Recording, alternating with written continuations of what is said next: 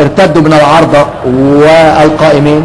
وادي واحدة تانية لمحمد عبد الوهاب، لعبها أمامية جت في ظهر عماد متعب وترجع تاني لمحمد عبد الله والبينية محمد شوقي وضربة جزاء.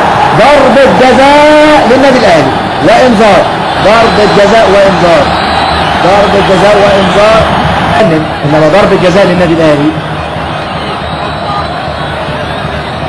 ضربة جزاء في المباراة الثالثة على التوالي للنادي الأهلي، واحدة في الألمونيوم وسجلها عماد النحاس، وواحدة في أمام طلائع الجيش وأضاعها أيضا عماد النحاس، ثم ها هي ضربة الجزاء الثالثة على التوالي في 3 مباريات على التوالي للنادي الأهلي.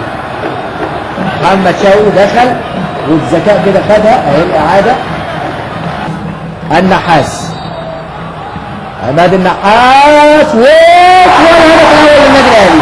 عماد النحاس بيجيب هدفه السابع هذا الموسم، وفاز في الدقيقة الأولى من الوقت المحتسب بدل الضايع من ضربة جزاء. طبعا هو فرحته دي ليه؟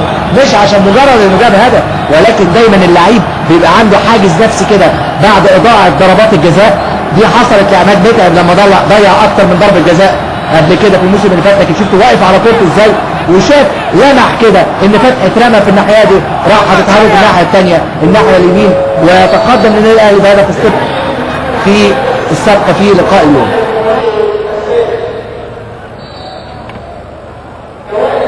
محمد عبد الوهاب والجول الثاني.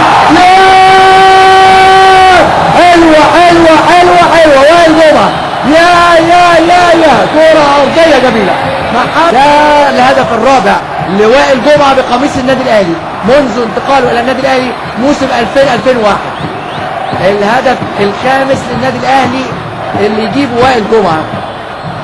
كان جايب هدف تاريخي وائل جمعة. ادي الكرة العرضية ووائل جمعة حاططها في الزاوية البعيدة. يا بص وائل جمعة ناطط وطالع من أعلى نقطة وحاطط جول جميل جميل جميل، لكن الفضل لمين؟